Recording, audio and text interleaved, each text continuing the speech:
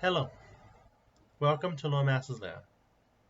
I'm your Loremaster, here today to do a little island hopping. Last week, we looked at Ismorgalti, one of the two large islands out in the Atlantic Ocean. As for the second, we today turn to the paradise of Hermea. It's going to be another short one, but not every island can be Absalom, can it? That said, let's get started. For centuries, the golden dragon Menkar has watched over humanity.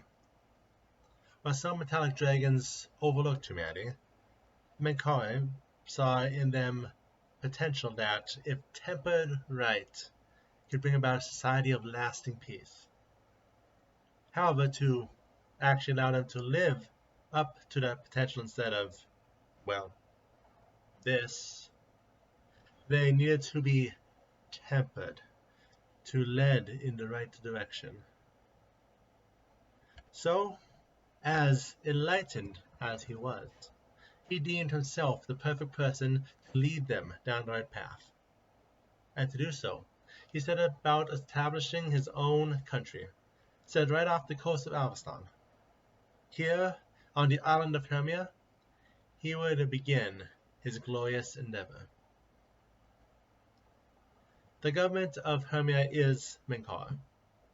He is the ultimate arbiter of what is the greatest good, and all citizens of the nation sign a contract recognizing him as such. Below him are two draconic advisors whose duty it is to help him ensure the glorious endeavor. Below them are the Council of Enlightenment, whose duty is over the day-to-day lives of the people. Of course, the day-to-day is part of the march to the greatest good, and making their decisions based off such. Finally, as part of Menkar's vision, every citizen has some sort of authority in their own area of expertise, and are always looking to use their talents to further their glorious endeavor. Count how many times I'm actually going to say that in this video. For people, the only ones taken in are humans, since it is humans Menkar wants to train. However, he does like half-elves, and therefore allows elves to stay for breeding purposes. Dwarfs are allowed in because their constitution works for certain experiments, and halflings are great as visiting entertainers. Only visiting entertainers. Gnomes are excellent teachers of magic, and, well, but they always seem to die quickly from the bleaching for some unexplained reason. It is chaotic creatures, those unable to get with the program, who are fully banned from the island, chief among them goblins. The capital of Hermea is the City of Promise. This is a perfectly organized city. Clean streets, white buildings, red wall keeping everyone out, even sea-wise, because entry is limited. The city itself is divided into 12 districts, connected by magic bridges which allow one to cross them to move faster. The districts are divided by occupation. Over time, each of them have adopted the name of one of the 12 disguises of the god Eridan, which he used to walk among humans. Now, it's Eridan, so everyone say it with me. An artist, a beggar, a craftsman, a farmer, a fisher, a hunter, a merchant, a scholar, a shepherd, a soldier, a tailor, and a thief. Makes you wonder what the thief district is like, does it not? But that leaves the question of, what is the glorious endeavor?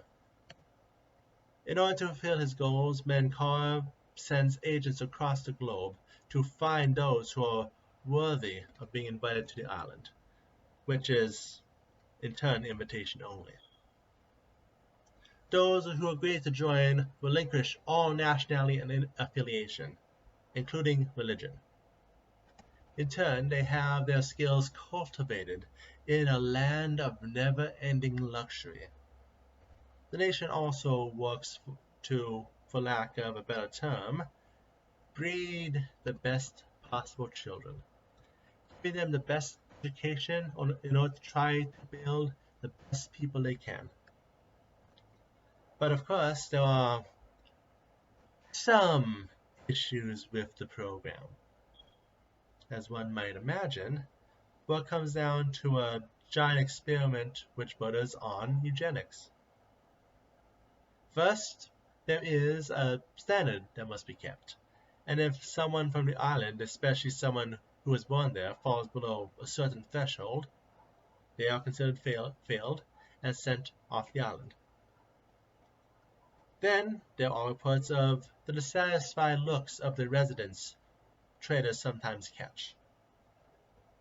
There are also some odd rumors of rebels on the far side of the island looking for liberation of their people in promise. But on the other end, every now and then, charred corpses wash up on the shores. Are they from pirates, like the citizens are told, or are they what happens when you truly upset the island's master? And that's not even beginning to get into the question of, is the Glorious Endevor what Menkar says it is, or is there something a little deeper to it? But that brings us to the end of today's video. Not truly that much on the surface, but Paizo has not given us too much on the island, which is not itself Adventure Pass spoilers. Either way, next week we're looking at another travel guide video, just to make sure everyone is caught up with the latest fashions. See you then.